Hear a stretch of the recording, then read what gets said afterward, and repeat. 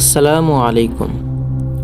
সারাদিন রোজা রাখার পর একগাদা খাবার একসঙ্গে খাওয়ার কারণে তা হজমের সময় লাগে, আর তাতেই আমাদের শরীর ক্লান্ত হয়। তাহলে ইফতারে কি খাবেন আর কি করলে শরীর ক্লান্ত লাগবে না, চলুন জেনে নেই এমন কিছু উপায় যা মেনে সহজেই এড়ানো যাবে ইফতারের পরের ক্লান্তি। রোজায় দীর্ঘ সময় পর ইফতার করতে হয় বলে খাবারটা হতে হবে সহজ ও সুপাচ্য। অতিরিক্ত তেল ও মশলাযুক্ত খাবার না খাওয়াই উচিত। এগুলো খেলে ওজন তো বাড়বেই, সেই সঙ্গে পেটের সমস্যা, মাথা ব্যথা, দুর্বলতা, অবসাদ, আলসার, অ্যাসিডিটি এবং হজমের সমস্যা হতে পারে।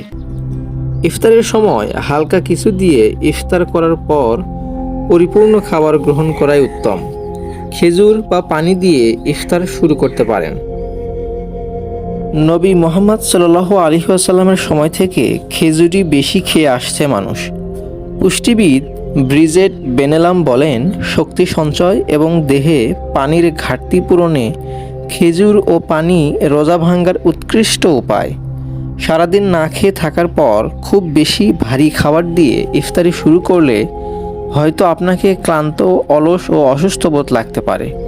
ইফতারে আমিষ, শর্করা, ভিটামিন, খনিজ জাতীয় খাবার রাখতে হবে। ইফতারের সময় একটি বিষয় মনে রাখবেন, ভরপেট খাবেন না। পেটের 1/4 খালি রাখবেন। পানি 1-2 ঢোক পান করার পর 1 গ্লাস ঘরে বানানো ফলের শরবত খেলে শরীর সতেজ হতে শুরু করে। ফলের রস সম্ভব না হলে লেবুর শরবত খেতে পারেন অথবা বেলের শরবত পান করতে পারেন। এটি গরমে আপনাকে স্বস্তি দেবে। ইফতারে সবজি ও ফল খাবেন। ভাজা পোড়া না খেয়ে তার পরিবর্তে 2-3 রকমের ফল কয়েক টুকরা করে কেটে রাখতে পারেন। এতে খাবারে একঘেয়েমি আসবে না। তবে ইফতারে টক জাতীয় ফল পরিহার করাই উত্তম। আঁশযুক্ত খাবারের মধ্যে লাল আটা, বাদাম, বিনস, ছোলা, ডাল ইত্যাদি খেতে পারেন। কলা খাবেন, কারণ একটি কলাই প্রায় 105 ক্যালোরি থাকে।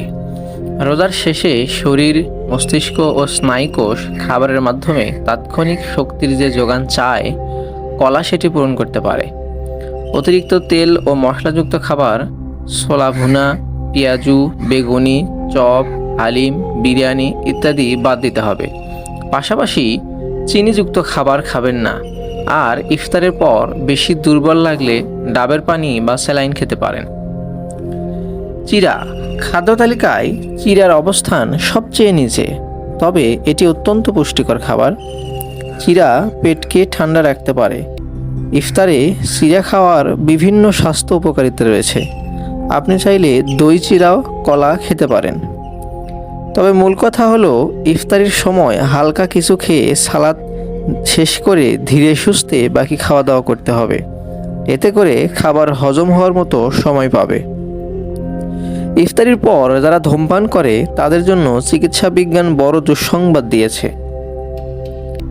যারা ধূমপানে আসক্ত তাদের জন্য রোজার মাস উপযুক্ত সময় এই আসক্তি বর্জন করার পরামর্শ দিয়েছেন সেন্টার ফর সাইকোট্রমাটোলজি অ্যান্ড রিসার্চের পরিচালক এবং জনস্বাস্থ্য বিশেষজ্ঞ ও মনোসামাজিক স্বাস্থ্য গবেষক ডাক্তার রিফাত আল মাজিদ। যারা ইফতারের পর ধূমপান করেন তাদের অ্যাসিডিটির সমস্যা অনেক সময় বেড়ে যায়, কেননা ধূমপান পাকস্থলীর হাইড্রোক্লোরিক অ্যাসিডের ক্ষরণ বাড়িয়ে দেয়, যার ফলে গ্যাস্ট্রাইটিস বা পাকস্থলীতে প্রদাহ তৈরি হয়।